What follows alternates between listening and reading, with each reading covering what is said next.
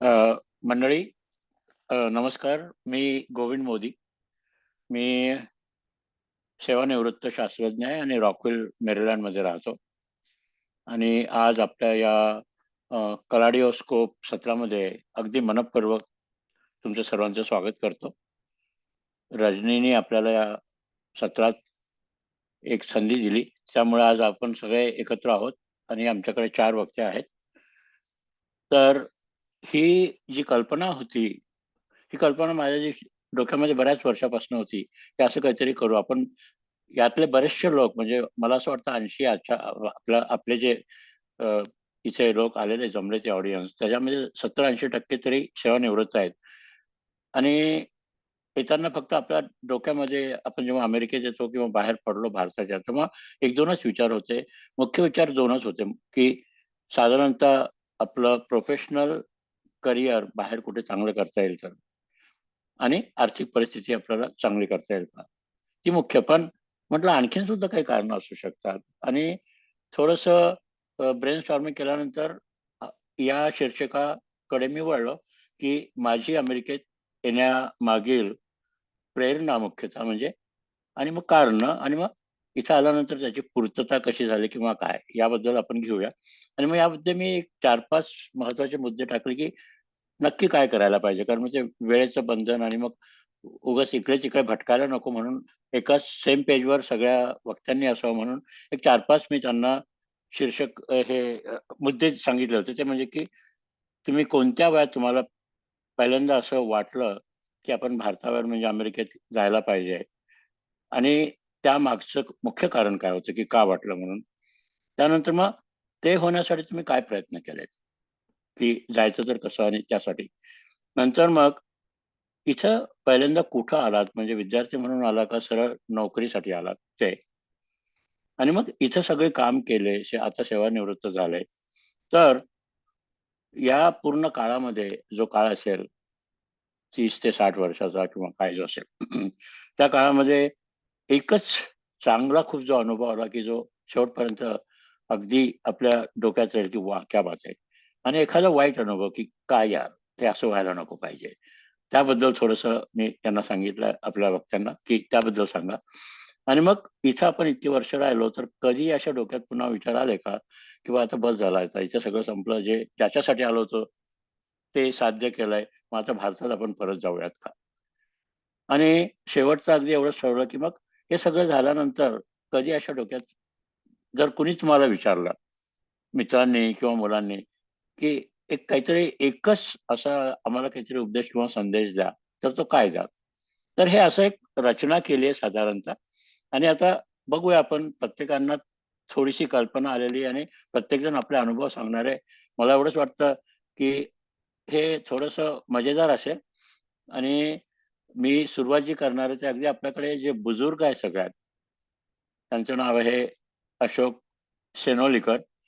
आणि ते जवळ-जवळ 60 वर्षापूर्वी इथं आलेले आहेत. आणि ते जहाजातनं आलेले आहेत. आता तुम्ही जास्त त्यांच्याबद्दल न सांगता थोडं त्यांच्याबद्दल एक त्यांचं शिक्षण आणि इथं काय केलं त्यांनी त्याबद्दल सांगतो, आणि मग त्यांना मी विनंती करेल की त्यांनी सुरुवात करावी. तर अशोकजी हे आहेत मूळचे हैदराबादचे. त्यांनी हैदराबादच्या उस्मानिया युनिव्हर्सिटीमधनं इलेक्ट्रॉनिक्समध्ये बॅचलर्सची पदवी मिळवली पहिल्यांदा. मग ते इथं आले आणि इथे आल्यानंतर त्यांनी ओक्लाहोमा युनिव्हर्सिटीमधनं मास्टर्सची पदवी इंजिनिअरिंगमध्ये केली. बऱ्याचशा ठिकाणी त्यांनी काम केलंय आणि त्यांना 1-2 त्यामध्ये अवॉर्ड सुद्धा मिळाले. पण त्यांनी एक पुस्तक सुद्धा लिहिलंय चांगलं, आणि त्या पुस्तकाचं नाव आहे choices choice choice choices I made. आणि ते Amazonवर आहे अवेलेबल. आणि आता सध्या ते राहतात इथं एलिकॉट सिटी, मेरीलँडमध्ये. तर मी आता त्यांच्याकडे माईक देतो आणि अशोकजीला विनंती करतो, की त्यांनी त्यांचे अनुभव सांगायला सुरुवात करावी. धन्यवाद. Ashokji.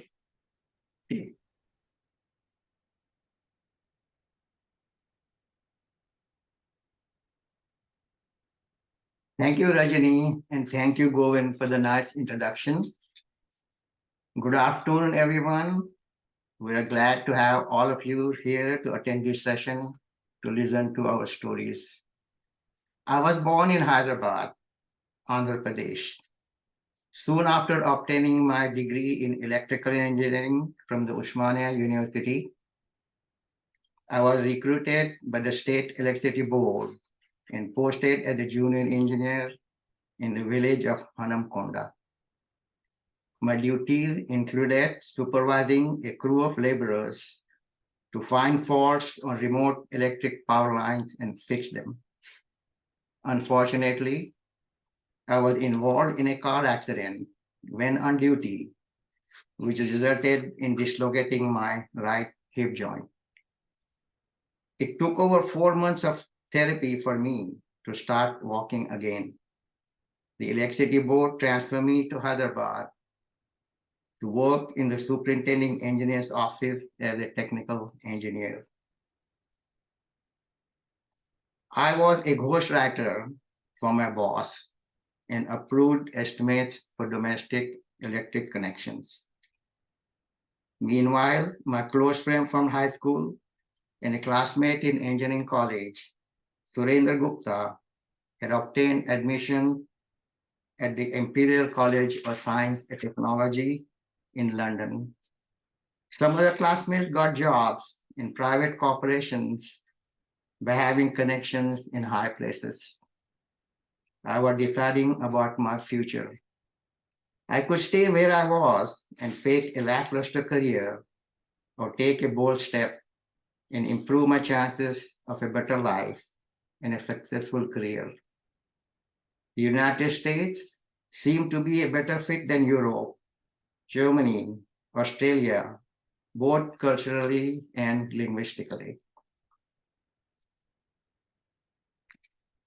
The financial odds were against me. Bhaurao, my father, said that he did not have means to support my education in America. He was a scientist at the Regional Research Laboratory. He had to support a large family of 3 adults and 7 children. I had to look for other means to fulfill my dreams. I visited the United States Information Service Library on Abbott Road. A perusal of university catalogs indicated that most universities in northern, eastern, and western United States were expensive. I considered New York University and the universities of Pennsylvania, Wisconsin, Montana, Kansas, and Oklahoma. I wrote letters to the admissions officers and got new catalogs and enrollment packages. Bhaurao's colleague Bhojraj Naidu's brother, Dr. Venkatrao, had just returned from studies at the Kansas State University. Dr. Venkatrao was a veterinary doctor. I went out to talk to him to get a first-hand account of life in the United States and to find out the possibilities of finding part-time jobs while working. Dr. Venkatrao said that the students in the United States are willing to work at menial jobs, such as washing cars, working in cafeterias as busboys, or working in libraries to stock shelves. They will do anything to earn $1, he said, adding that there was dignity in manual labor. You should be prepared to work at odd jobs you are unfamiliar with, he said. As recommended by Surendra, I contacted Mr. Malik, an agent with the Tradewinds travel agency. I learned from Malik that traveling by ship, train, and bus was going to be the cheapest way to the United States. When it appeared that I would get admission to the University of Oklahoma, I faced a problem of paying for the tuition. I approached my mother's younger sister, Baby Marshi, for consultation. She had moved to Mumbai. Her husband, Madhav Rao, an attorney, was an associate of Mr. Phulchand Gandhi, an ex-minister in Hyderabad government. Mr. Gandhi was a legal counsel to the billionaire industrialist Lalchand Hirachand, who had an educational trust to give loans to students. Madharao asked me to apply for the Lalchand Hirachand loan scholarship and keep my fingers crossed. A few days after my application, I was interviewed by Mr. Gandhi, who was very polite and asked me a few questions about my plan. I was lucky I received a scholarship for rupees 3,000, approximately $600 at that time, enough for the first semester tuition and expenses to be paid back upon graduation. I registered for the 1963 semester. I left Hyderabad for Mumbai on a train. Bhaurao was not there to see me off. He was in Dresden, Germany, as an exchange scientist. In Mumbai, I visited the embassies of the countries I was passing through. I needed visas from Italy, France, Britain, and the United States. I obtained all the visas except that for the United States. The US Embassy flatly refused my application because I did not have long-term financial support. A loan scholarship for one semester was not enough.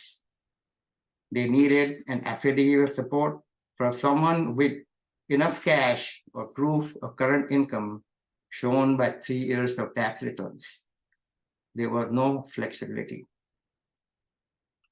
I came back to Baby Marshall's apartment with tears welled up in my eyes. When I told her what had happened, I thought she would also be worried. Instead, she remained calm, as if nothing of significance had occurred, and inquired about my favorite dishes, so she could prepare them for me during my last days in India. Tula happe karu ka masale bhat avdel. I had no appetite. How could I think of eating delicacies at a time like this? I didn't say anything. Kaji karu nako, she said. She sat next to me with her hand on my shoulder, trying to console me. Hey, bhaktil kahitari hon jai. The next day, afternoon, Madhara returned from the High Court with a broad smile on his face, bearing good news. He had contacted Mr. B.U. Joshi, who lived on the 5th floor of their co-op building and had obtained an affidavit support for me. Mr. Joshi had a business selling dry goods and had the financial depth to offer an affidavit. He had agreed to provide copies of his tax returns for the past 3 years. I got my visa. Only Madhara came to see me off at the pier. He accompanied me to the counter of P. Famrose and Company for the currency exchange. I bought travel checks worth $210.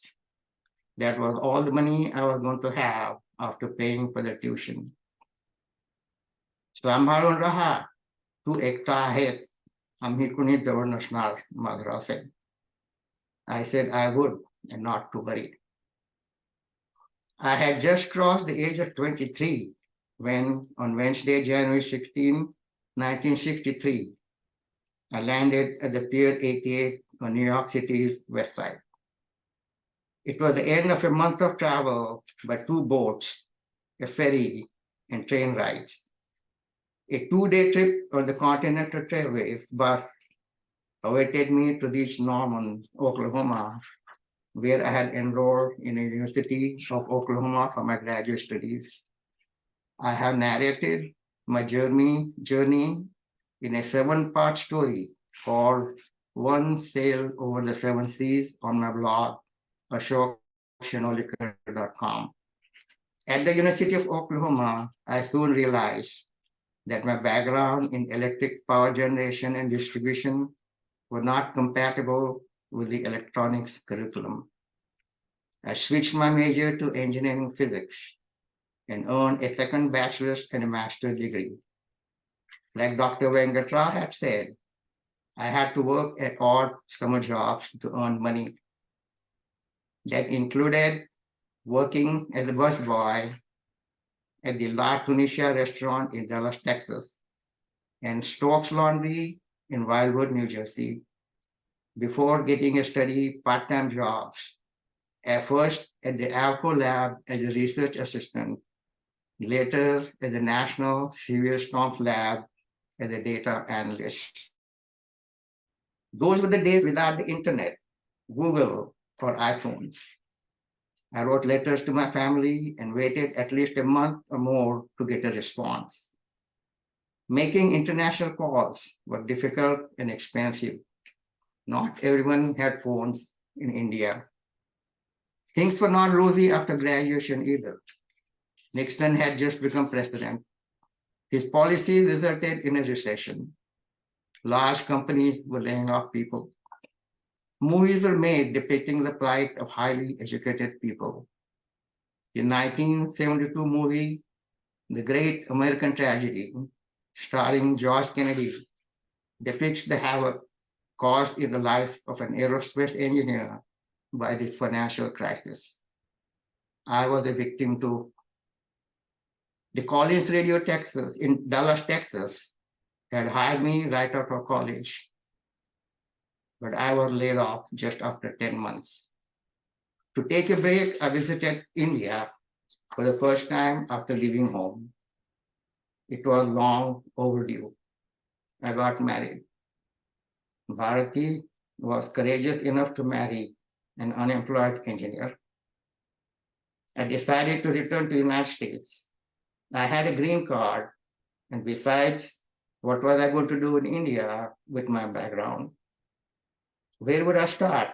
Who do I contact? The prospects were better in America. Back in New York, I had to work at any jobs I could get. Now that I was married, I had to survive and bring Bharati to US.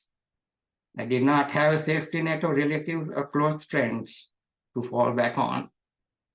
I started to take the streets of Manhattan in search for a job, any job.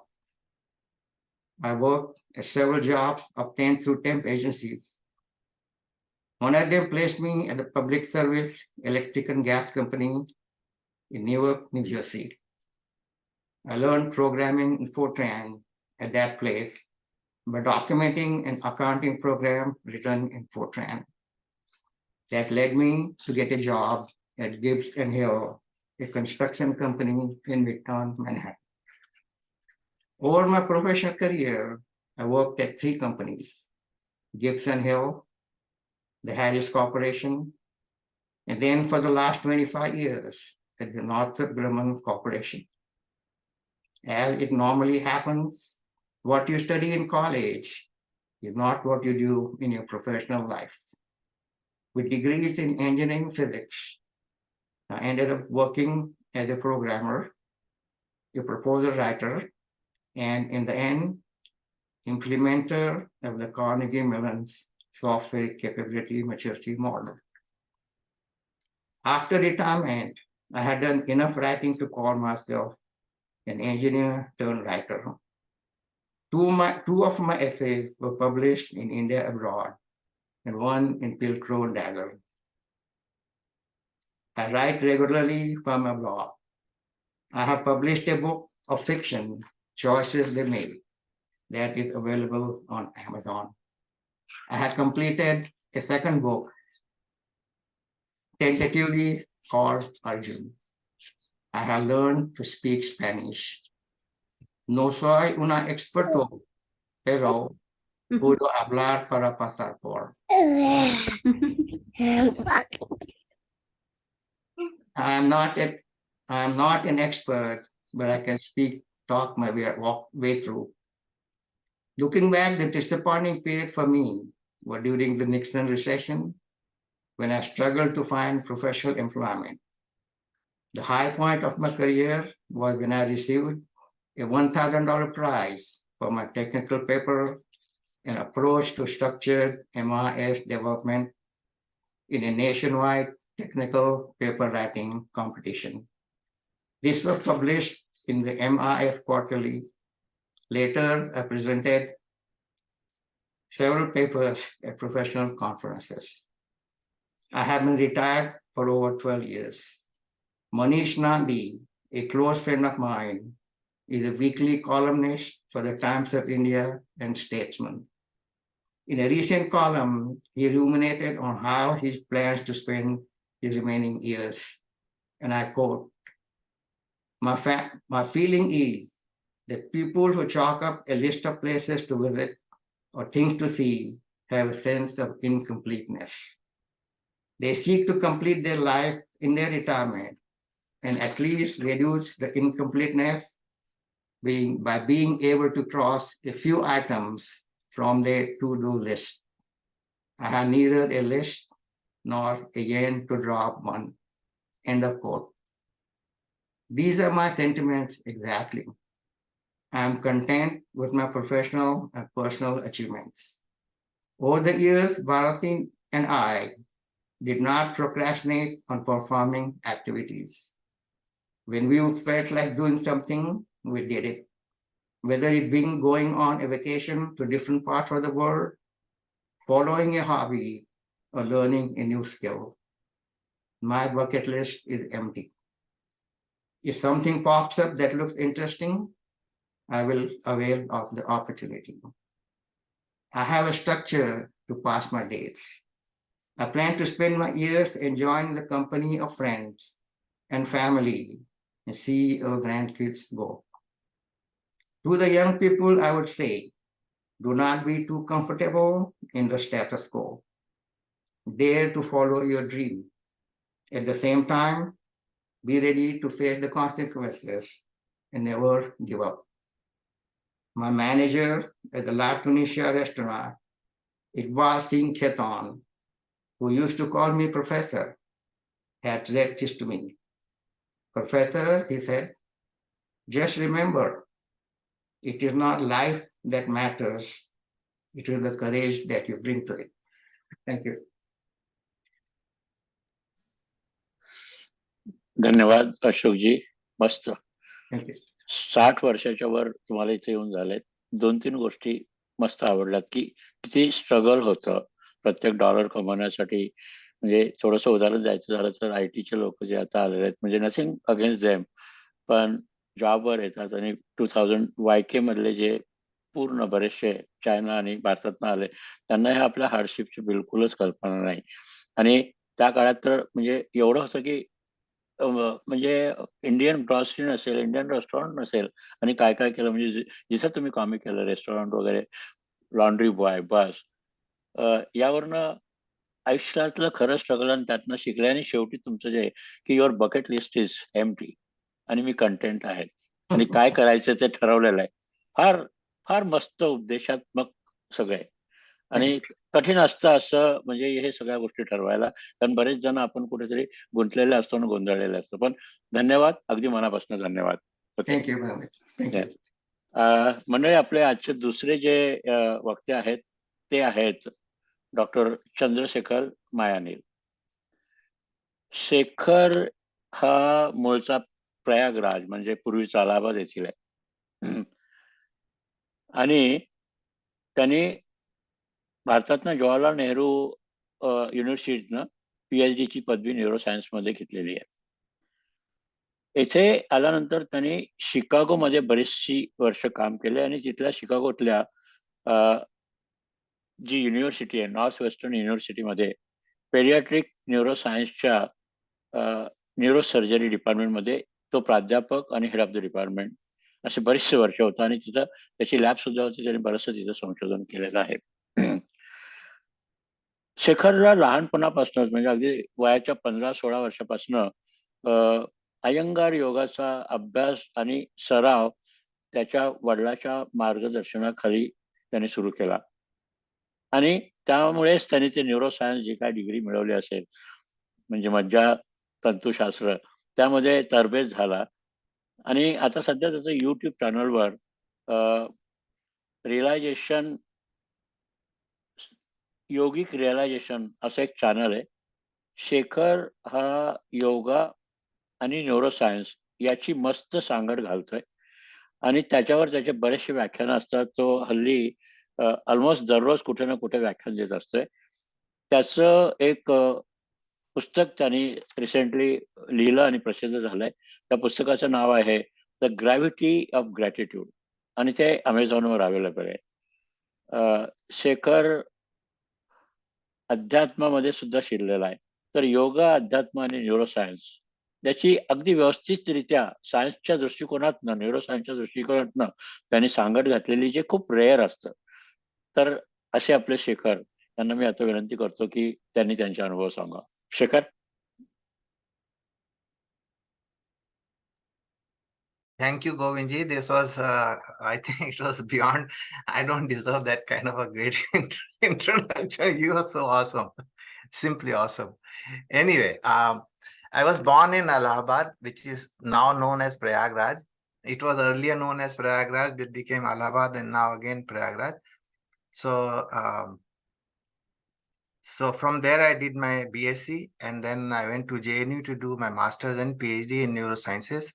And my supervisor was Dr. Najma Zahid Bakar, who was an extremely great mentor for me, I think. And she told me the only thing that makes you a good scientist is observation. If you can observe well, you have done a good job. You should be able to observe without putting your prejudices. Any kind of prejudice is not going to help. Just observe, and then we'll figure out what is it actually you are observing. So with that said, I did my PhD, and after that I went to do my take up my first job at the National Institutes of Mental Health and Neurosciences in Bangalore as a lecturer in the Department of Psychopharmacology. I taught depression and psychiatric disorders, schizophrenia, bipolar, all those things. I actually taught MD students the basic mechanism of how that works, because that was my field of essential research in PhD. So I was very well received, and I was considered one of the best teachers there. So so teaching has been there since inception itself. From the beginning itself, I was a good teacher, they say. I don't know, but I just want to, I just relaxed with those students, and that's the best thing about teaching, is to relax. After that, actually teaching was good and salary was good. It was a permanent job, everything, but I wasn't very I wanted to go out of my comfort zone, because I wanted to be, they call it, somebody has a gluttony for punishment. That's what I had. So anyways, I just wanted to do research, some cutting edge research in neural transmission. So how your neurons talk to each other. That's what my interest was in brain. So I wanted to do, but there was not much of research facility there. So I used to go to ISC Bangalore to do some of the fundamental things that I would on weekends. I had a friend up there, so I could use his lab and work together. So with that said, I had written a very good proposal, which I sent it out to various Western universities, including in the United States, and I was accepted in 3 places. I chose to say no to 2, and I chose the first one at Rockefeller University with Dr. Gunter Blobel. And as the situation might say, I applied for visa and I was refused visa 3 times. I was so bummed out that time. Well, I applied now to Canada because I wanted to get out of that place, because my energy was so high and I wanted to maximize the use of my energy towards something good immediately. So I went to Canada. Of course, I went there. I did work on molecular chaperones. Molecular chaperones are those kind of proteins which, when the brand new protein is synthesized, they make sure it is folded properly. Those are the chaperones. So if there is a mutation in the protein while the synthesis is going on, or at the genetic level, then those proteins will be misfolded, not properly folded, and hence that has to be taken away by the chaperones into the degradation pathway. So luckily I had screened by genetic analysis couple of proteins, and one of the proteins happened to be mitonin 60, which is mitochondrial protein involved in the synthesis of ATP. ATP synthesis happens in mitochondria. So that was a very very breakthrough work. Apparently it worked out that if the proteins are not folded properly during aging, then what happens is this particular protein does not allow enough ATP to be formed. If it is misfolded properly, then what happens is there is less energy for any other particular mechanisms inside the cell, because every cell pathways or things like that require ATP for function, and neural transmission obviously requires much more. So that was one of the initial, very early on understanding of how Alzheimer's disease can happen in humans. So it took off from there. So, but nonetheless, I had only 1 year visa in Canada, so I had to look around. Within 1 year, I had to move out. So that time I had called Gunter Blobel. I said, Gunter, I am here in Canada. Can I come to you? I said, I am so sorry, Shekhar, I have already filled up the positions and it will be period is 6 years. So I was really bad. It was horrible. So I called my dad. I said, Dad, this is what is going on. He said, did you say thank you or not? I said, what for? I'm here. I don't have visa. I have only 1 year to be in Canada and I have to move out. He said, did you thank or not? I did not understand what he was saying. So he said, you breathing? I said, yes, I am breathing. So why don't you thank that you are breathing? So, okay, how do I do that? So I said, take in a deep breath, say thank, hold on for a while, and then and do this 7 times. He did it with me on the phone that time. And he said, how do you feel now? I said, what? Are you having any problems right now? I said, no, I don't have any problems now. I think what I got what you wanted to say. He said, you cool down first, then under stress, you cannot do anything worthwhile. So, but it's good to do some breathing, deep breathing, and then saying thank you, being appreciative of whatever you have. You should not think of what you don't have, but think of what you have and thank. That's the best way to do. And I said, I applied again and I came to Chicago. I worked with Dr. Marlene Hosey. She was a very, very, very nice lady. And she was basically a good painter also. Very extremely wonderful, creative artist she has. So I worked with her for 2 years, and then she said, I have to leave. And I was working on the muscarinic acetylcholine receptors in the brain and the heart. So that was extremely wonderful, and it was all about neural transmission and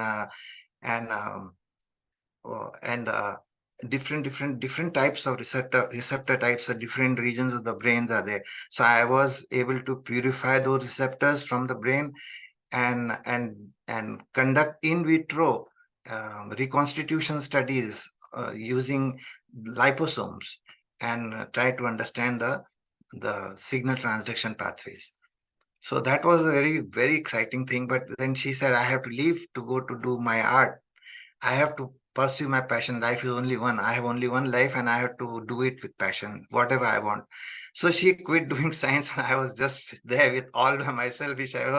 For 6 months, she provided me enough money to look for a job and things like that. And I was looking for a job and I was working also at the same time. She said, Shekhar, always look for the passionate thing that you would like to do, not everything and anything. So I said, I don't know. That was my passion, which I was working on. Now that's closed now. And I have a J1 visa. And again, the same problem happened. I had 1 year J1 visa. It was an extension. I don't know whether that will be extended new, because I don't have a letter from my boss to say, oh, well, he will be covered for another year. So that's she could not write a letter anymore because she had left already. So I was again the same thing. I said my dad told me that I should say thank you so much, so much. So it just worked out. I was on every Tuesday, the New York Times. There was always one entire center spread which talked about some specific disease, details of some specific disease and so on. So that time it was a disease of spina bifida, which is a lack of closure of neural tube at the lumbar region of the spine. So I said, oh gosh, so these people cannot walk. So I remembered my friend in Prayagraj, who was around 11-year-old. We used to play soccer on the field, soccer means just pushing the ball whichever way. That was soccer for me. So it's not something professional grade soccer. It's just like pushing the ball wherever you find it. So that's how it was. But this kid was always cheering me up all the time. Whenever I was doing on the ball, he would always cheer me up. I said, oh, great. And I learned that he had spina bifida because he could not play. And he was only sitting at the sideline with his mother.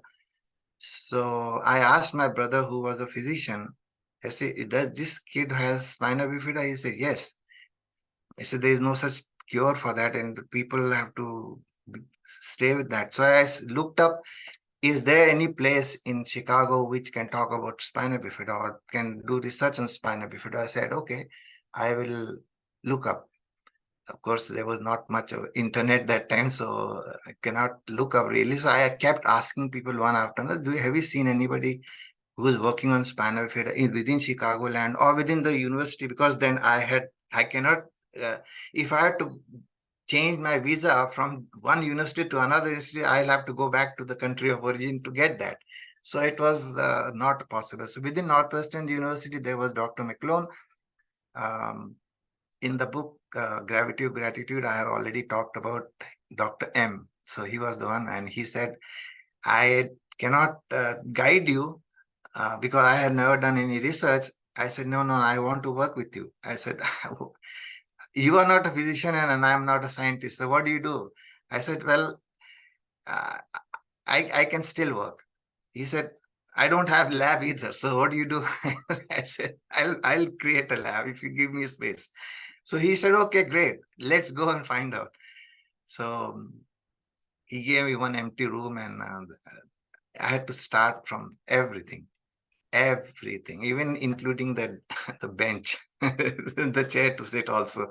So I had to arrange all that. And eventually, within a critical 2, 3, 4 years of time, I had developed some very, very good mouse model to study spina bifida. And I published, and our work, cut the story short, our work was very well received, and based on our work on the use of folate in prevention of neural tube defect, the CDC implemented folate fortification, which prevented neural tube defect in 70% to 75% of spina bifida was prevented through the grace of Dr. McClone on me. So I was very, very grateful for that. Fast forward a little bit, 13, 15. So I was also given the endowment chair position because of this kind of work. So I had $10 million worth of endowment. So it was very, very rich lab that we had. Apparently, every great thing has to come down to nothing, right? I started with nothing and I had to end up with nothing. So that details is already in the book that I had written, Gravity of Gratitude, and I learned a whole lot about the beauty of gravity of the gratitude. How do you move out from the worst situation and make that worst situation the best friend of yours? How do you kill an enemy? you become you make him your friend, and that's how the enemies die immediately. So the same thing happened here also.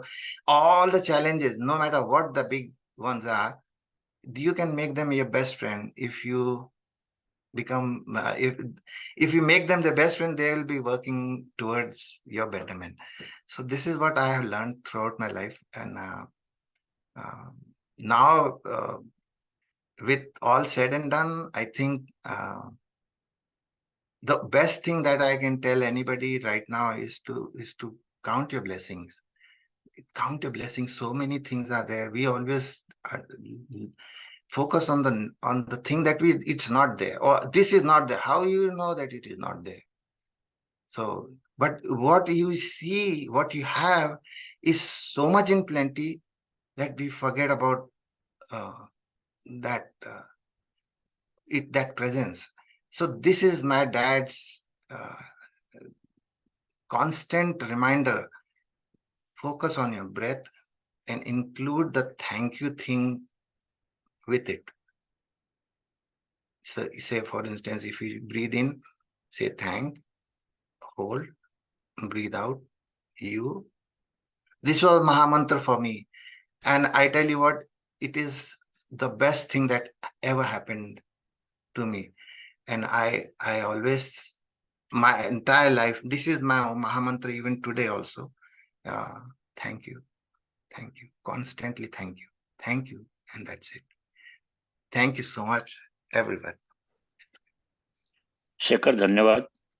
Again एक दोन comments करतो की किती hardship मध्ये जायला लागलं की temporary विजा, जेवण 1 वर्षाने काय होईल, 6 महिन्यांनी काय होईल, ते सगळं करून काहीतरी करता आलं की ज्या कामासाठी तू इथं आला होता ते बायफिडा, स्पायनल बायफिडाचं, आणि ते करू शकला, त्यातनं जे तुला काही आनंद मिळतो किंवा फुलफिल करू शकला, ते भारतात करू शकला, असं का नसतं मला माहित नाहीये थोडक्यात. पण छान वाटलं. आणि मुख्य म्हणजे आता जसं तू हे सगळं म्हणजे हनुमान आणि योगा आणि तू येऊन तुझ्या पुस्तकात म्हटलेलं आहे की पुस्तक तू लिहिलेलंच नाही, ते पुस्तक हनुमानाने तुझ्याकडनं लिहून घेतलं. आणि तू काय लिहितोच आहे तर कुठंतरी आपल्याला शेवटी काहीतरी असं मानायला लागतं की काहीतरी आपल्या पलीकडे एक पॉवर आहे आणि ते आपल्या बऱ्याचशा गोष्टी कंट्रोल करतात. आणि मुख्य जे तू सांगितलं, आपण खूप लोक विसरतो, कृतज्ञता आणि धन्यवाद. सकाळी जेव्हा आपण उठतो तेव्हा आधी पहिल्यांदा आपण तेच व्यक्त करायला पाहिजे, कुणाला जी काही शक्ती असेल. किंवा आत्ता मी उठू शकलो, काल झोपलो तेव्हा मला माहित नव्हतं, पण उठू शकलो तर ती कृतज्ञता किंवा धन्यवाद, थँक्यू म्हटलं ना तू, म्हणजे breathing in and you breathing out, या 2 शब्द जरी आपल्या बहुतेक लोकांनी आणले, कृतज्ञता आणि धन्यवाद, तर जीवन खूप सुखकर होऊ शकतं. Transformation, total transformation happens. एवढंच मी म्हणेन. Two words, total transformation. सो मंडळी, धन्यवाद शेखर. मंडळी, आपले आजचे तिसरे वक्ते जे आहेत, ओके, ते आहेत डॉक्टर चंद्रशेखर रानडे. मी त्याला चंद्र म्हणतो, बहुतेक लोक त्याला चंद्रा म्हणतात. आणि चंद्राच्या बऱ्याचशा ओळखी आजचे बहुतेक जेवढे आपल्याकडे प्रेक्षक आहेत ते बहुतेक चंद्राला ओळखत असतील. चंद्र हा मूळचा पुण्याचा आहे. त्यांनी BSc पुण्यातनं केलं होतं आणि नंतर इंडियन स्टॅटिस्टिकल इन्स्टिट्यूट मधनं त्यांनी मास्टर्स केलं आणि त्यांनी इथं PhD कॉर्नेल युनिव्हर्सिटीमध्ये केलेलं आहे. PhD झाल्यानंतर तो पुन्हा वापस गेला होता भारतात, पण गोखले इन्स्टिट्यूटमध्ये काम केलं, इंडियन इन्स्टिट्यूट मॅनेजमेंटमध्ये थोडे दिवस काढले, पण तो पुन्हा इथं वापस आला. आणि मग इथं त्यांनी वर्ल्ड बँकमध्ये बरेचशी वर्ष काम केली. आणि वर्ल्ड बँकमध्ये असताना ते जगभर त्याचं काही ना काही कुठला तरी एरिया त्याच्या मागे त्याला रिस्पॉन्सिबिलिटी असायची. USSR त्यावेळेस होतं, किंवा आफ्रिकन कंट्रीज वगैरे. आणि चंद्र म्हणजे चंद्रीच येतो, थोडक्यात सगळं सांगायचं म्हणजे.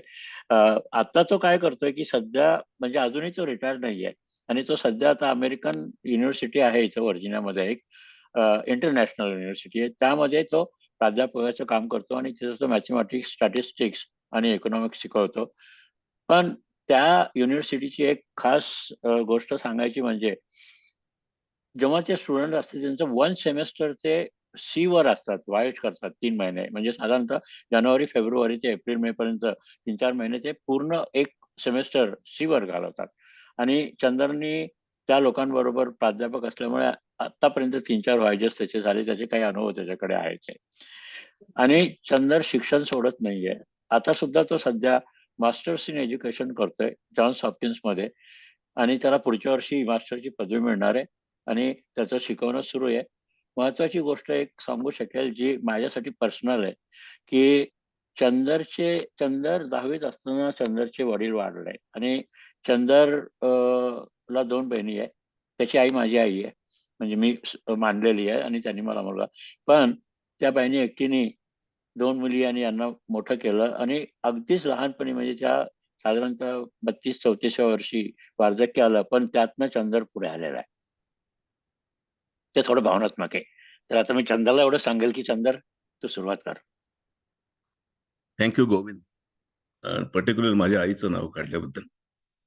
तर मंडळी, 1960च्या सुमारास एक पुण्यात संस्था होती, तिचं नाव इंडिया फाउंडेशन, आणि त्याची मालकी होती नाभी परुळेकर, म्हणजे सकाळचे संपादक आणि मालक यांच्याकडे होते. तर इंडिया फाउंडेशन तर्फे एक स्पेशल प्रोग्राम होता, आणि इंडिया फाउंडेशनच नाही पण इतर तशाच संस्था डेव्हलपिंग कंट्रीज मध्ये होता. त्यांच्यातर्फे अमेरिकेत एक्सचेंज स्टुडंट म्हणून एक प्रोग्राम होता. तर 1960-61 ची गोष्ट आहे. त्या पुण्यातून बरेच माझे मित्र, माझ्या वयाचे, त्यावेळी मी 15 वर्षाचा होतो, माझ्या वयाचे मित्र अमेरिकेत 1 वर्षाकरता एक्सचेंज स्टुडंट्स म्हणून आले. वर्षानंतर ते परत यायचे आणि मग त्यांच्याकडून मी गोष्टी ऐकायचो अमेरिकेच्या. त्या ऐकल्यानंतर मला सगळं अचंबित वाटलं आणि तेव्हापासून माझं खरं अमेरिकेबद्दलचं अट्रॅक्शन सुरू झालं. मला अप्लाय करायचं शक्य नव्हतं त्यावेळेला, कारण गोविंदने आत्ता सांगितलं की आमची फायनान्शियल सिच्युएशन अतिशय वाईट होती. पण अमेरिकेचं अट्रॅक्शन 61ला जे सुरू झालं ते नंतर अनेक वाढलं जेव्हा मी कलकत्त्याला गेलो. तर कलकत्त्याची जी इन्स्टिट्यूट आहे, Indian institute of management, Indian statistical institute, तिचे अमेरिकेशी बरेच संबंध होते. आणि मला ऍक्च्युली शिकवायला 3 अमेरिकन प्रोफेसर्स आले होते, व्हिजिटिंग प्रोफेसर्स. तर त्यांच्याकडून गोष्टी ऐकल्या अमेरिकेच्या आणि अनेकच अट्रॅक्शन वाटलं. दुसरी एक खासियत ISI ची, की ISI मध्ये एक स्पेशल कोर्स होता मॉडेल बिल्डिंग. आणि ते मॉडेल बिल्डिंग महत्वाचं होतं याला, कारण भारताचा जो सेकंड 5 इयर प्लॅन होता, जो प्रसिद्ध झाला होता त्यावेळेला, त्याचं डिझाईन ISI मध्ये केलं होतं महालनोबिसांनी. आणि तो प्लॅन होता ते 2 सेक्टर मॉडेल होतं, इंडस्ट्री आणि कन्झम्पशन सेक्टर. तर ते मॉडेल आम्ही शिकलो, म्हणजे सिम्पल इकॉनॉमिक्स मधून मॅथमॅटिकल मॉडेल कसे बिल्ड करायचं याचं स्पेशल ट्रेनिंग ISI मध्ये मला मिळालं. ISI नंतर असताना माझ्या काही मित्रांनी अमेरिकेत अप्लाय केलं, त्यांना स्कॉलरशिप मिळाली आणि PhD करतात ते इथे आले. तेव्हा काही मी अप्लाय केलं नाही, पण मला गोखले इन्स्टिट्यूटला PhD करायला स्कॉलरशिप मिळाली. तर 59 साली मी गोखले इन्स्टिट्यूटला आलो. ते एक योगायोग म्हणजे 71 साली 2 अमेरिकन प्रोफेसर्स होते, त्यांनी एक पेपर लिहिला होता. तर त्यांना त्या पेपरचं 2 सेक्टर मॉडेलमध्ये कन्व्हर्जन करायचं होतं. आणि त्यावेळेला गोखले इन्स्टिट्यूटमध्ये फक्त मी एकटाच होतो ज्याला ती स्किल आहे. तर गोखले इन्स्टिट्यूटच्या तर्फे त्यांनी ते काम मला दिलं. ते काम 2 महिने मी केलं आणि त्यांना ते आवडलं. नंतर नोव्हेंबरमध्ये त्या पेपरचा जो सिनियर ऑथर होता जॉन मेलर, तो पुण्याला व्हिजिट करत होता आणि त्याने माझा ब्ल्यू डायमंड मध्ये इंटरव्ह्यू घेतला. आणि तो म्हणाला, तुला अमेरिकेला यायचं आहे का? म्हणलं, मी कसा येणार? तो म्हणाला, तू अप्लाय कर आणि मी तुला रिसर्च असिस्टंटशिप देतो. तर त्याने जानेवारीत ऍडमिशन्सचे फॉर्म्स पाठवले आणि मार्चमध्ये मला ऍक्च्युली रिसर्च असिस्टंटशिप आणि ऍडमिशन मिळाली PhD करायला. तर ते जेव्हा मी वाचलं आईनींनी, तर आम्हाला आश्चर्य वाटलं, कारण जी स्कॉलरशिप होती, असिस्टंटशिप होती, ती $300 होती महिन्याला. आणि त्यावेळेला $300 खूप होते आणि मी एकटाच येणार होतो अमेरिकेत. तर एकट्या माणसाला $300 खूप होते. तर माझे काही मित्र म्हणाले, तू ह्याच्यात तू $100 आईला पाठवू शकशील. तर ती स्कॉलरशिप मिळाल्यानंतर मी व्हिसा घ्यायला मुंबईला गेलो. तर माझ्यासारखे 6-7 स्टुडंट्स IIT चे आले होते. लाईन काही नव्हती त्यावेळेला फार. तर सगळ्यांना व्हिसा मिळाला आणि सगळ्यांना कॉन्स्युलेटच्या ऑफिसरने कॉंग्रॅच्युलेशन दिले आणि मला चहा प्यायला खोलीत कॉफी प्यायला खोलीत पण बोलवलं आणि त्याचे पण कॉर्नेलशी संबंध होते. तर अमेरिकेत जेव्हा मी आलो तेव्हा माझ्या ट्रॅव्हल चंद्र, थोडं थोडं डिस्टर्ब करतो. तू फेड होतो, तुझा आवाज मागे जाऊ नको, माईकच्या जवळ राहा. थोडा फेड होतो आवाज वगैरे. थँक्यू. तर अमेरिकेला येताना ट्रॅव्हल एजंट एक छान मला फुकटात दिलं. 3 स्टॉपवर्स दिले. पहिला होता तेहरान. त्यावेळेला शहा ऑफ इराण होता आणि Tehran was like any western country. दुसरा होता ब्रसेल्स आणि तिसरा होता लंडनला. आणि अमेरिकेला आल्यानंतर JFK वरून त्यांनी हेलिकॉप्टरनी लगवाड्याला जायची स्पेशल सोय केली होती. त्यामुळे मॅनहॅटन मी हेलिकॉप्टर मधून बघितलं. ते सगळं बघून आधी जे अट्रॅक्शन होतं तर आणिकच वाढलं. तर इथकाला जेव्हा पोहोचलो कॉर्नेल युनिव्हर्सिटी आहे इथका गावात, तर ते मला वेलकम करायला 2 इंडियन स्टुडंट्स आले होते, नवरा बायको. त्यांनी मला घरी नेलं, जेवायला घातलं आणि नंतर डॉर्मेटरीत गेलो. तर डॉर्मेटरीत जी माझी खोली होती ती संपूर्ण खोली मला एकट्याला मिळाली, कारण का माझा जो पार्टनर होता तो काही आला नाही. त्यामुळे वर्षभर मी एकटाच होतो त्या खोलीत. तर पहिल्या दिवशी जेव्हा कॅफेटेरियात गेलो तेव्हा थोडे पैसे जास्त पडले असं वाटलं. संध्याकाळी जेव्हा मी डॉर्मेटरीत आलो तर मला एक इंडियन मुलगा भेटला, माझ्यापेक्षा थोडा मोठा होता. त्याने विचारले, आपण एकत्र कुक करायचं का? त्याला म्हणलं, मला कांदा सुद्धा कापता येत नाही. तो मी शिकवेन तुला कुक करायला. आणि त्याचं नाव महत्वाचं आहे. त्याचं नाव होतं जेरी अमलदेव, जो कॉर्नेलला याच्या आधी नौशादचा असिस्टंट म्युझिक डायरेक्टर होता. तर त्याच्याकडून मी कुकिंग शिकलो आणि गायला पण शिकलो आणि वाद्य वाजवायला शिकलो. तर अशी माझी कॉर्नेलची सुरुवात अतिशय छान झाली. माझा ऍडवायझर होता जॉन मेलर. तर त्याने माझ्या पहिल्या 2 वर्षाच्या कोर्सची सोय केली आणि कोर्सेस मी शिकत होतो. आणि 2 वर्षांनी मात्र जेव्हा थिसिस ची सुरुवात करायची होती, तो म्हणाला, Chandra, you have a problem. म्हटलं, व्हॉट? तो म्हणाला, you know economics but you have no idea about agriculture, so you should go to Asia. तर म्हणलं, कुठे आहे? तो म्हणाला, I will send you to international rice research institute. You go there, do data collection for 1 year, learn farming and then come back via India. तर तो दिवस जो होता, त्याने मला जी ऑफर दिली फिलिपिन्सला जायची, तो माझा अतिशय आनंदाचा दिवस होता. आणि फिलिपिन्सला ज्या इन्स्टिट्यूट मी गेलो इरीमध्ये, तिथलं वातावरण पण अमेरिकनच होतं. तिथले बरेचसे सायंटिस्ट अमेरिकन होते. माझे 2 ऍडवायझर होते, बॉब गर्ट आणि रँडी बार्कन. ते पण अमेरिकनच होते आणि ते पण कॉर्नेलचेच होते.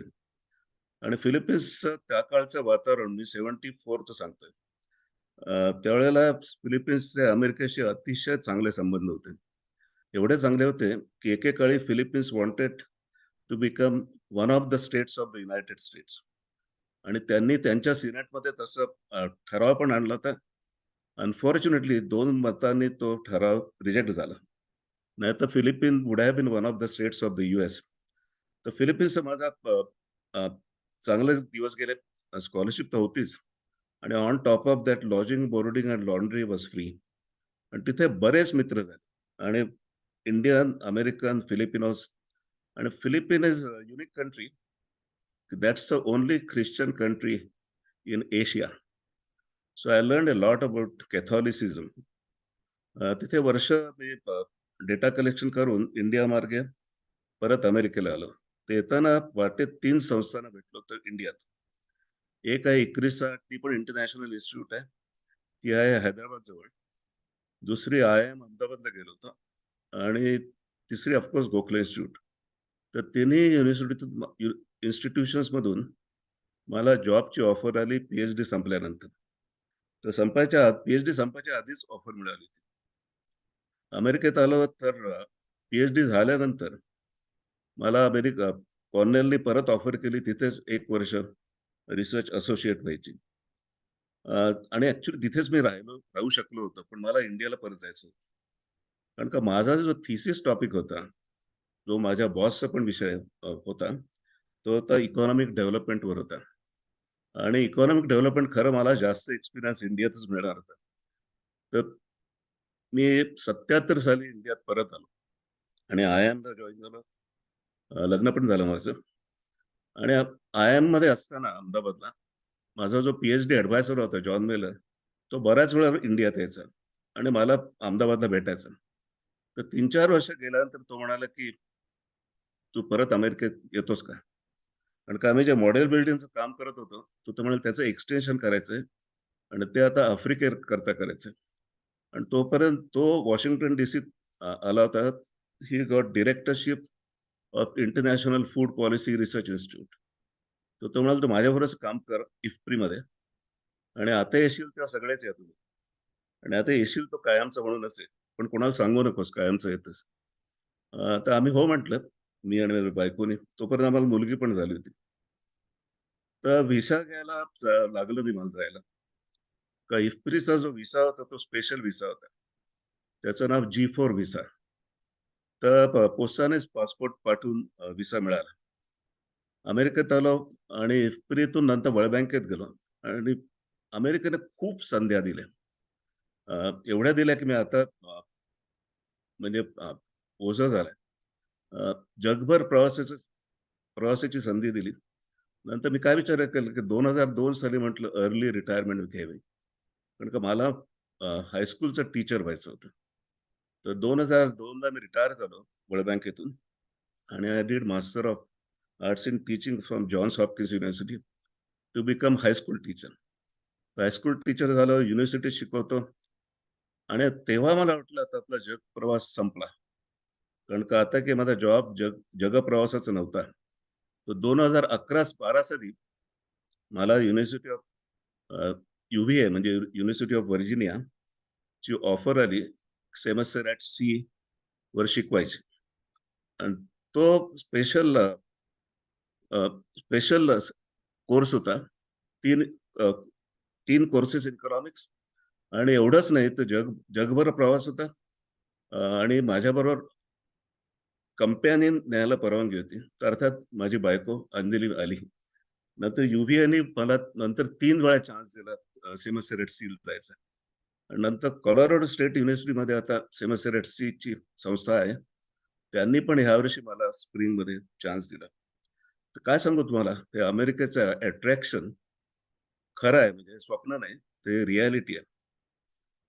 पण ह्याच्यात 1-2 मात्र दुःखद गोष्टी घडल्या माझ्या बाबतीत. ते सुद्धा सायमल्टेनियस सांगायला पाहिजे, की माझे जे बरेच मित्र आहेत, अमेरिकन आणि काही इंडियन पण, they had to go through painful divorces. And I was in part of that process because they used to share with me their sorrows. And I still feel that unstable married life is a tragedy of America. Otherwise, I think America is a rich country. I love this country. And all of us are now Americans. Thank you for hearing me. चंद्र, मस्त सांगितलं. आणि तू negative सुद्धा सांगितलं, positive अमेरिकेचं मला खूप आवडला. कारण तो एक माझा मुद्दा होता, की अरे जी स्मरणात राहील नेहमीसाठी, तशी एक गोष्ट, तो महत्वाचा मुद्दा होता माझा सांगा. तर ते चांगलं केलं तू आणि तुझे अनुभव ऐकून छान वाटलं पुन्हा एकदा. म्हणजे बरेचसे नवीन होते आज, जे आपण बोललो नव्हतो कधीच. पण धन्यवाद अगेन. ओके. तर मंडळी, आता आजचे आपले शेवटचे आणि चौथे जे वक्ते आहेत, तरुण वक्ते आमच्या चौघांपैकी, म्हणजे आजच्या चौघा वक्त्यांपैकी, ते आहेत डॉक्टर विक्रम पत्तरकिने. विक्रम हा मूळचा नागपूरचा आणि विक्रमचं आधीचं शिक्षण नागपूर युनिव्हर्सिटीमध्ये झालं. मास्टर सुद्धा त्यांनी तिथनंच केलं आणि केमिकल इंजिनिअरिंगमध्ये त्यांनी तिथनं मास्टर्स केलं होतं. त्यानंतर विक्रम इथे आला आणि व्हर्जिनिया टेकमधनं त्यांनी डॉक्टरेट मिळवली, ती एन्व्हायरमेंटल इंजिनिअरिंगच्या मध्ये मिळवली. विक्रमचं अट्रॅक्शन एन्व्हायरमेंट म्हणजे पर्यावरण याच्यावर आहे. आणि पर्यावरण कारभारी, मी काही मराठी शब्द थोडेसे ट्रान्सलेट करून सांगतोय म्हणून ते कठीण वाटतात, कारण ते आपण सहसा उपयोगात आणत नाही. पण पर्यावरण कारभारी असं म्हणून त्यांनी बरीच वर्ष काम केलेलं आहे. आणि काम म्हणजे त्यामध्ये कन्सल्टिंग केलेलं आहे, मॅन्युफॅक्चरिंग केलेलं आहे, रिसर्च केलेलं आहे, टेक्नॉलॉजी डेव्हलपमेंट केलेलं आहे. असे अनेक उद्योग आणि त्याच्या प्रोफेशनल लाईफमध्ये आणि अजूनही सुरू आहेत त्याचे. त्यानंतर विक्रमनी 1-2 चांगल्या म्हणजे संस्था म्हणा किंवा ॲक्टिव्हिटीसाठी इन्स्टिट्यूशन ज्या असेल त्या काढल्यात. त्याचं एकाचं नाव आहे पीस USA म्हणून आहे. आणि ती संस्था एन्व्हायर्नमेंटल पोल्युशन किंवा इतर प्रोटेक्ट कसं करायचं एन्व्हायर्नमेंट इन जनरल त्यावर आहे.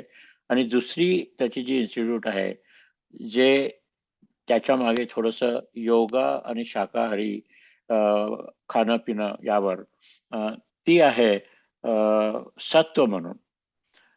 विक्रम याने योगा, भगवद्गीता, वेदांत वेदांता याचं आणि हे सगळं याचा अभ्यास आणि मनन आणि चिंतन खूप केलेलं आहे. अभ्यास लोक करतात, वाचतात. पण मुख्य काय असतं मनन आणि चिंतन करणं आणि ते आपल्या दररोजच्या वागणुकीत किंवा व्यवहारात आणणं त्याला खूप महत्त्व असतं आणि ते विक्रम करतोय. आणि त्याची YouTubeवर तुम्ही जर गेलात तर त्याचे बरेचसे म्हणजे 100 आणि व्हिडिओ भगवद्गीतेच्या व्याख्यानावर आहे. आणि जसं मी सांगितलं की ऑलमोस्ट दररोज त्याचे इथं काही वेळेला ठरलेले व्याख्यान आहेत. त्याचा एक समूह आहे. ते बरोबर Zoomवर त्याचे येतात, ऐकतात. इव्हन माझी पत्नी भावना सुद्धा दररोज त्याचं व्याख्यान ऐकत असते. तर असा हा विक्रम आहे आणि तो नियमित या विषयावर इतर ठिकाणी सुद्धा जातो आणि व्याख्यानं देतो. रिसेंटली त्याची भारतात सुद्धा ट्रिप झालेली आहे. तर आता आपण आणि शुद्ध शाकाहारी म्हणजे विक्रमचं एक तुम्हाला अगदी युनिक एक्झाम्पल असं आहे की विक्रम फक्त फलाहारावरच राहतो. चेंज म्हणून तर एखाद्या वेळेस कुक फूड शाकाहारी खातो किंवा मग आपण जसं म्हणतो की प्रोसेस फूड, पण प्रोसेस फूड तो युजली खात नाही. पण नुसतं फलाहारावर आणि इंटरमिटंट फास्टिंग आणि मग भगवद्गीता आणि त्याचं चिंतन हे विक्रमचं सध्याचं आणि मग एन्व्हायरमेंट ऑफकोर्स हे आहे. तर आता मी विक्रमला विनंती करतो की विक्रम आता तू बाकीचं सांग आणि आजच्या या विषयावर तुझे मत सांग की काय अमेरिका काय आणि कसा आलास आणि काय झालं. विक्रम धन्यवाद या. Govind Dada. Thank you first of all for inviting me here. Thank you Rajni ताई for inviting me here. इथे पुष्कळशा लोकांना मराठी कळत नाही आहे किंवा कळणार नाही म्हणून इंग्रजीत बोलावं असं सांगितलं गेलं. तर आपण इंग्रजीत बोलू. It's all good. It doesn't matter which language we converse in. What is important is conveying the thoughts we have and making sure that the same thoughts are experienced by the people who are listening. So truth is those words that can convey the thoughts of the speakers to the listener so that they create the same experience in the mind of the listener. So hopefully some of the things I will tell you will create those thoughts in your own mind as well. My guru, the person who I consider to be my guru, says we should not really talk about our past because past belongs to our body. Past doesn't belong to us. The true I has no beginning and no end. But for practical purposes, for the purposes of this program, I have to talk a bit about the experiences I've had. Those experiences themselves are not important. What I have learned from those experiences or what can be learned by anybody from those experiences, that is important. So I'll try to emphasize on those. My parents took me to school when I was about 4.5 or slightly over 4.5. And the principal of the school told them that I was prepared to study 3rd grade, okay, standard 3 in elementary school. But my parents thought, and they were wise, they said, for 3rd grade, this boy would be too little.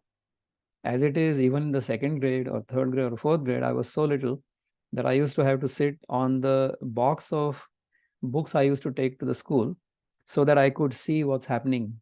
And I used to sit on the front bench and on top of the box. That's how little I was. So ultimately, when I graduated from college, I was only 19 years old, not even 20. So during that year, some of my friends were planning to go to the US and some had got admission. So I was inspired by them and I said, why don't I try to apply and then get admission at a US college? So this was when I was 19 years old. I had just turned 18. So during that year, all of these things were happening. Okay. So I got admission to, I think, 1 or 2 schools at that time, but none of them provided me financial assistance. So I had to get a loan from a bank, and a bank actually gave me a loan. So then after getting the loan, after getting the I-20 from the university, I packed my bags and I went to Mumbai on the aeroplane, saying that, I'm going to get the visa and then go to USA. This was in 1981, August. Lo and behold, I was rejected a visa. So I had to come back to Nagpur in second class on train, because went on an airplane with 2 big bags and came back in second class. And then everybody started asking me, my friends, "Oh, Vikram, you were supposed to go to USA. How come you're back?" So just imagine a teenager having to listen to such taunts by peers and by friends. It was tough. It was tough. But I digested that somehow. I got admission to masters in chemical engineering. I did my bachelor's in chemical and masters also in chemical. Luckily, I had a good advisor during my masters. He advised me really well. I enjoyed doing my masters. I got a scholarship while doing masters. So, of course, I never had to take the loan from the bank. So that loan was only in the bank. I never withdrew it, correct? So I didn't have to really borrow money from anybody. I kept getting scholarship. In fact, I got scholarship throughout my school and college. In my college, I think there was, the fee was so low, it was almost like a scholarship. The monthly fee for the college, I believe, was something like 200 some rupees per semester. It was very cheap. And then the scholarship I got during masters was 600 rupees a month. So just imagine how rich I felt. I used to spend about 75 rupees out of that for petrol for my scooter. I had a nice scooter during that time. And then I used to spend about 200 rupees or so every month for applications and letters to the US universities and things like that. As luck would have it, I did not complete my master's in time because exams kept getting delayed. So I could not come to the US in 1983 after supposedly having finished my master's. I finished my bachelor's in 81, and then 83 I should have come to the US to do a PhD, but I could not because the exams were not complete. So anyhow, I postponed my admission to 1984. In 83, after my MTech scholarship ran out, then I got a scholarship at NERI, National Environmental Engineering Research Institute, to do a junior research fellowship in any area. So I was placed in the air pollution division. Okay. But during that time, I met a couple of my friends in NERI, and they helped me do research within NERI itself. Chemical engineering at that time was becoming a bit too theoretical for me. I couldn't understand most of it. So then my advisor thought that it would be better if I do some research in an applied area. So he told me, why don't you try to find out the water quality impacts or impacts on water quality because of a nearby thermal power station we had in Nagpur. So I did that project. While I was doing that project, luckily, my would-be PhD advisor from Virginia Tech happened to come to Nagpur at NERI for 2 weeks as a WHO expert to give lectures on wastewater treatment. So it was a great opportunity for me to meet him. So when he came and he saw me, he thought that I would be a reasonably good candidate for pursuing a PhD. He said many of the people who apply to the US cannot even speak English. So he was very happy that I was fluent in English. I was working at a good institute. And I'm proud to say that during that time, at that time, NERI had better instrumentation for monitoring environmental quality than Virginia Tech laboratories had. So he knew that I was at a good place. I was learning well. I had the potential. So he accepted me. He gave me scholarship. When he went back to the US after having met me in Nagpur, he offered me scholarship. So I studied there. I had a great time at Virginia Tech. In fact, this was the first time I saw such beautiful fall colors you see in my background here. I haven't moved far away from Virginia Tech. Of course, I have traveled all over the world, but now where I live, where I'm based. It's not far from Virginia Tech. So I ended up coming to Virginia Tech in the fall of 84. I was fortunate. At that time, I got a visa without any trouble at all. It was amazing. So looking back in 1984, I thought that the disappointment I felt in 1981 was actually for my good. From this experience, because in 1984, I got full scholarship. So it was better. Then I didn't have to be a financial burden on my father or anybody else. I didn't have to take a loan and then have the tension that I would have to repay that loan at some point. So whatever happens in our life happens for our good, is what I learned at that age. Then when I came to the US, my desire was not to live in the US. I thought that US is not a good place to live, or it may be a good place to live for people who have been born and brought up here. But for me, the best place to live is Nagpur. So once I finished my PhD, I packed my bags and I went back to Nagpur. I tried to find a job in Nagpur. I was rejected at NIRI, where I wanted to work. But I took it in the stride and I said, okay, great. And now looking back at my career, I would say that what happened at NIRI was actually good for me, because then I had a career elsewhere. It doesn't matter. Things happen in our life for a reason. So if we look at our life, that you actually have good experiences, or otherwise you have learning experiences. There is no such thing as a bad experience. So I have no regrets. At that point, at that moment, when you face the rejection, it feels bad. It's just like when we have an injury. While we are injured, the place where we are injured pains, and sometimes it swells. But because nature doesn't want us to injure that place even further, that's why it pains. Okay. So if we take all of our disappointing experiences as learning experiences, then you learn from that. Okay. So once I went back to Bharat, after finishing my PhD, I worked for the Tatas for almost 9.5 years. But then Bucknell University in Pennsylvania invited me to do some research. So I went there. I stayed there for about 1.5 years. Thereafter, I went to Missouri for about 4 years. And I was also an adjunct professor at the University of Missouri. I worked at a private company as a director of process engineering. And then I moved back to Pennsylvania because I became a senior VP at a consulting firm, and then started my own consulting practice, PCUSA, as Govind told me. So like the previous speakers you have heard, I had some difficulty in getting a visa in the beginning and some disappointments. But I would say mostly my life has been a smooth ride. I have been very fortunate. And what I have tried to do with this good fortune is try to do things for other people to the extent I could. I'm not saying that I'm perfect. In the aeroplane, when you are about to fly, the air hostess will tell you that in case there is a fall in cabin pressure, oxygen masks will lower. Now, you should put the oxygen mask on your own face first and then help somebody else. So this is the advice my wife also keeps giving me all the time. She says that, we have to secure ourselves first, and then we can help other people. So between my wife and I, we have tried to secure ourselves, but I should admit that we are not super rich, and we don't intend to become super rich. The wealth I have, the wealth we have as a family, our riches are the ability to learn, the willingness to learn, the appreciation for learning, and the appreciation to live a good life. Good life in the sense that selfless life, to the extent we are able to help other people. We've tried to inculcate these values in our children as well. They are also living their own life. Our children are now grown up, and we are fortunate that they are doing well.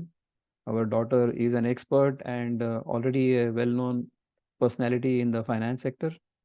Our son happens to be a junior in college now, so he is on his own. Luckily, I don't have to advise them much, and they are doing very well. They are independent, they can take independent decisions, and they take good decisions, which is what we, Leena and I, feel very proud of. You asked, Govindada, what advice should I give to people who are still here, who are here, younger people. I would say just learn from your experiences, enjoy life. Okay? Things that come to our life, they come for a reason. So do the things that come to your life naturally as well as you can. That's what I have tried to do.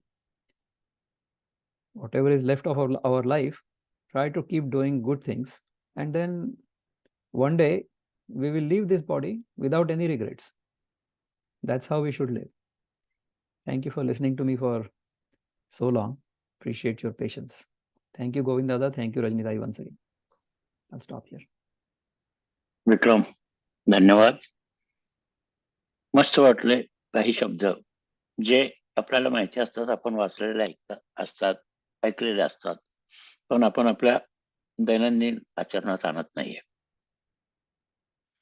तो सांगितलं एक गोष्ट की past belong to body. मी म्हणेल past belongs to body and mind, पण ते past आहे, ते सोडायचं असतं. डिटॅच होणं जरुरी आहे.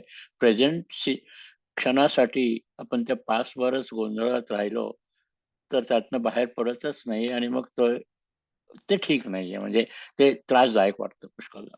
दुसरी गोष्ट तू सांगितली की प्लेनची, की प्लेननी गेला ट्रेननी आला. म्हणजे तरुण वयातच ठोकरा, म्हणजे लोकांचे टॉन्स वगैरे, त्यातनं बरचसं शिकला, ते महत्वाचं होतं. ते जर निगेटिव्ह घेऊन बसला असता आयुष्यात, आणि त्यानंतर तो सांगतोय की ज्या गोष्टी होतात आयुष्यामध्ये त्या नेहमी चांगल्यासाठी होतात असंच मानायचं. त्यावेळेला कदाचित आपल्याला दुःख होतं, वाईट वाटतं, पण यू नेव्हर नो की काय होणार आहे पुढे, त्या गोष्टीचा आपल्याला कसा उपयोग होतो. खूप चांगलं सांगितलं. डिसअपॉइंटमेंट असतातच, होणारच आहे. थोडक्यात काय की आयुष्यात जे अनुभव आलेले असतात त्यातनं नेहमी आपल्याला फिलॉसॉफिकल, स्पिरिच्युअल या दृष्टिकोनातनं विचार करणं खूप जरुरी आहे. आणि डिटॅचमेंट आणि वैराग्य, आपण जर गुंतावळ्यात आणि मोहजाळात गुंतून राहिलो तर आपण आपला शत्रू होऊन जातो. सगळं आपल्यामध्येच आहे. हेच फिलॉसॉफीमधनं तुझ्या किंवा इतरांच्या मी ऐकलेलं आहे की आनंद, शांतता सगळं आपल्यात आहे. फक्त आपल्याला ते शोधून काढायचं आणि शोधून त्याचा उपयोग आधी आपल्यासाठी करायचा. जसं तू मार्क्सचं उदाहरण दिलं किंवा तुझ्या पत्नीबद्दल सांगितलं, तर आधी आपल्याला आपलं सेफगार्ड करणं, आपला आनंद कुठे, आपण हॅपी आहे का, तरच आपण इतरांना, पत्नी असू दे, मुलं असू दे, त्यांना करू शकतो. फार मोठी फिलॉसॉफी आहे याच्या मागे, माहिती असते, पण आपण नाही करत ते, आणि ते करायला पाहिजे. आणि त्यामध्ये तुझं जे भगवद्गीतेचं चिंतन जे आलंय आणि तू त्यावर जे व्याख्यानं देतो त्याचा खूप परिणाम होतो, खूप म्हणजे खूप. तर अगदी मनापासून धन्यवाद. आणि मुलांच्या बाबतीत सुद्धा किती सांगितलं, मुलं मोठी झालीत, स्वतंत्र झालीत, झालं ठीक आहे. आपण आपलं कर्तव्य केलंय, त्यांना त्यांचं आयुष्य जगू द्या, स्वतंत्रपणे जगू द्या, परावलंबी करू नका, ओव्हर प्रोटेक्शन करू नका. साध्या गोष्टी आहे, रिअल लाईफ मधल्या रेग्युलर फॅक्ट आहे. म्हणून हे एकदा पुन्हा मी सांगितलं. सगळ्यांना माहिती आहे, सगळे आपल्याकडे फार मोठे महान लोक आहेत आज सगळे, वयाने आणि म्हणजे शिक्षणाने किंवा अनुभवाने. पण असं वाटलं शेवटचं सांगावं. आता मी आपल्याकडे एक 10-15 मिनिटं आहे, पण आज काहीच प्रश्न आले नाही, फक्त स्तुती केली गेली प्रत्येक म्हणजे वक्त्याची. तर कुणाला जर काही, आपण 10 मिनिटं घेऊयात, कुणाला जर काही प्रश्न असले तर ओपन फोरम करूया रजनीनं सांगून, आणि कोणी सुद्धा हात वर करून किंवा सांगा की मला विचारायचं कोणाला काय किंवा बोलायचं असेल तर. आता मी फोरम ओपन करतो. रजनी, तुझ्याकडे देतो आणि तू कर सुरुवात. नाही, माझ्याकडे द्यायची काही गरज नाहीये. Okay. If anybody wants to say anything, talk about their experiences, talk about what they have heard, everybody is most welcome to do that. And after listening to these 4 experiences, if you think you have something to share, let me know. We can do another session down the road. Thank ते you. मला खूप आवडलं, कारण मला असं वाटतं की आपण काय थोडंसं कुणीतरी असं थोडंसं पुश आणि पुढाकार घ्यायला पाहिजे. आणि एकदा सांगितलं की लोक आपोआप तयार होतात, सांगतात कारण नाही मी बोलतो नाही यार, आता एवढे वर्ष घालवले मी, पण मला आता सांगायचं माझं सुद्धा. आणि पर्सनल एक्सपिरियन्स शेअर करा ना, काही फरक पडत नाही यार. इतकं चांगलं असतं की लोकांना ऐकून खूप. मला माहितीये की बऱ्याच लोकांना इमोशनल सुद्धा होतं यामध्ये, चांगलं सुद्धा होतं. खूप खूप चांगलं आहे. आणि आपण जर असा 1-1.5 तास किती आयुष्यामधला गेला याच्यासाठी, तर किती चांगलं आहे. आणि यातले अनुभव आपल्याला खूप महत्वाचे आहेत. अगदी खरं आहे. So it's open mic. Anybody who wishes to talk, please identify yourself, unmute yourself. Rajni, congratulations. Thank you, Pratap. The program खूप चांगला आहे आणि I am also learning a lot out of this program. from all four speakers I have heard till this time. Wonderful program. So congratulations to everyone for sharing their precious experiences of traveling to United States and even later.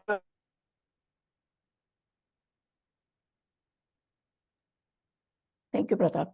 यांच्या ते काहीतरी connection मध्ये गडबड होते. हा.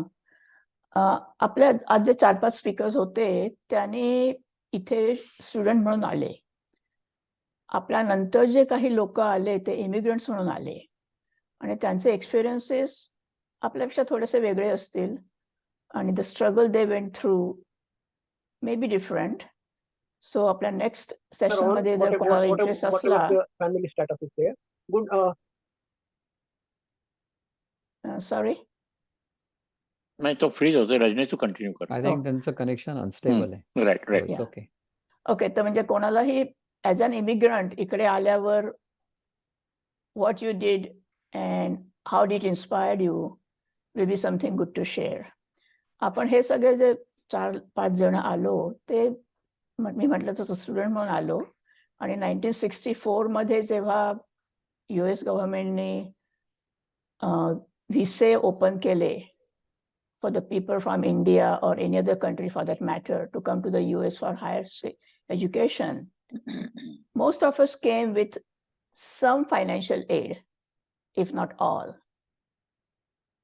In the later decades, people have been coming with their own money, whether it's a loan or whether it's a family wealth.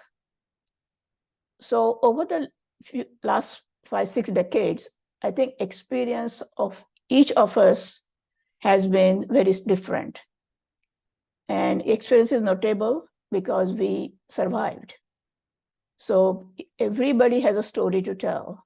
And I'm urging those who are here or your friends who are not here and want to talk about it, we will give that opportunity.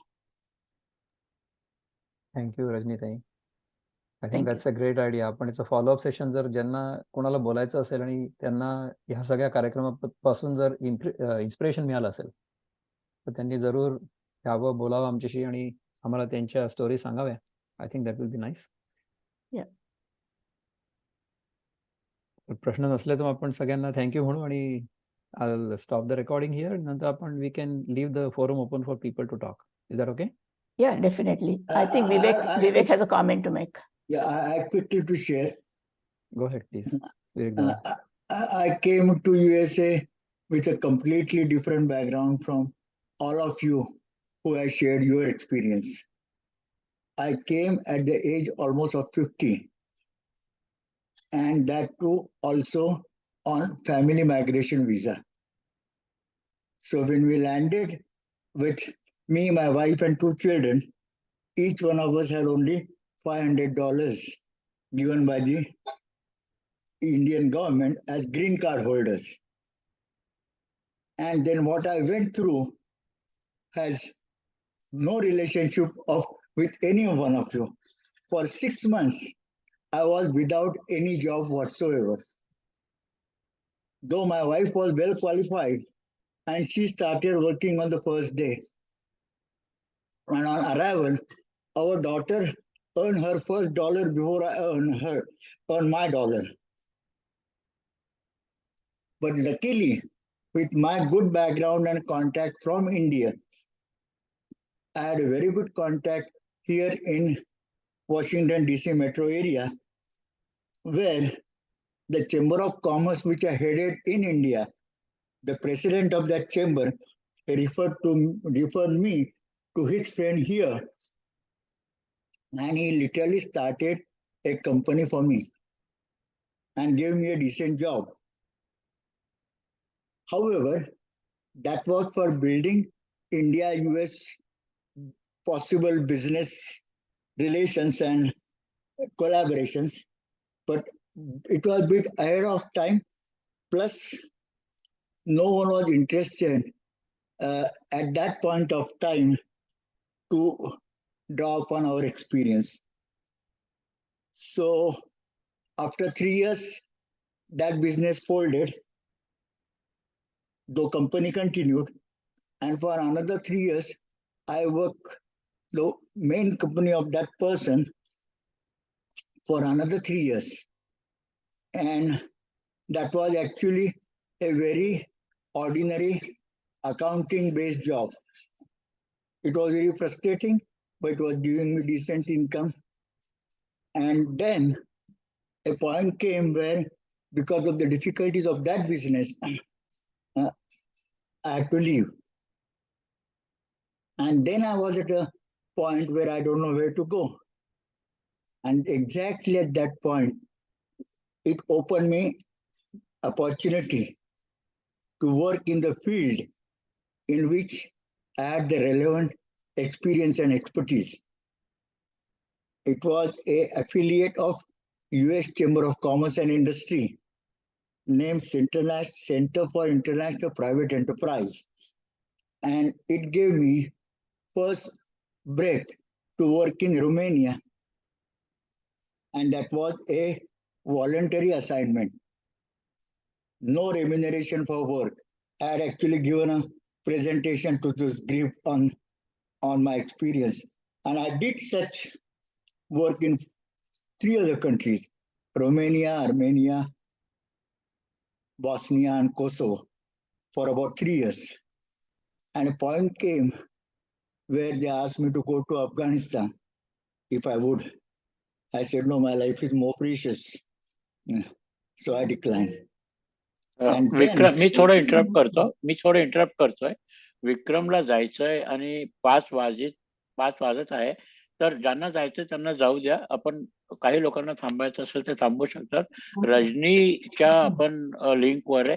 रजनीकडनं आपल्याला ही link continue करता येते का ते विचारायला पाहिजे. तर त्यामुळे मी थोडासा डिस्टर्ब केला विवेक, थोडासा. कारण काही लोकांना जायचं, त्यांना अपॉइंटमेंट आहे 5 वाजता. sure. ओके, या. So to long and short, after that, I worked for a company in Virginia in the same field, doing project proposals and managing projects. And at the age of 65, I retired. So 15 odd years I worked. At least 3 to 4 years I spent without any job. But whatever I did, I was satisfied. And the happiness is both our children have done very well. Thank you. Fascinating. Amazing story. Thank you, Vivek Dada. Mm-hmm. So Govind Dada, would you like to formally close this, or Rajni Tai? And then I can stop the recording and then we can continue informally. पुन्हा एकदा मी रजनीपासून सुरुवात करतो की रजनीने आपल्याला या कलेडोस्कोप वर ही एक संधी दिली आणि हे आपण करू शकलो. हे सारखं पोस्टपोन होत होतं. याला 10 महिने लागले करायला, कारण सगळ्यांचं एकत्र टायमिंग आणि ते जमत नव्हतं. पण तरी तिला पेशन्स होते. ती म्हणली की नाही गोविंद, केव्हा तरी करू, पण सोडू नको, करूया. तर अगदी मनपूर्वक तिला मी धन्यवाद देऊ इच्छितो. आणि आज काय, जरी जे काय प्रेक्षक आले असतील आणि बरेचसे यातले असे आहेत की पर्सनल ओळखी आहे यांच्याशी, ते आले आणि त्यांनी आमचं ऐकलं. आणि कुणाला काहीतरी याबद्दल, जसं रजनीने सांगितलं, काहीतरी तुमच्या डोक्यात आयडिया असला, आणखीन काही सेशन असे घ्यायचे असले की जे जनरल विषयावर आपल्या, ते आपण घेऊ शकतो. एवढं म्हणून मी रजनीकडे माईक देतो आणि तिला सांगतो की क्लोज करायचं असेल तर ती क्लोज करू शकते आजचं सेशन. धन्यवाद सगळ्यांना पुन्हा. आणि ऑफकोर्स वक्त्यांना पुन्हा एकदा धन्यवाद. Thank you, it's our pleasure. Rajni.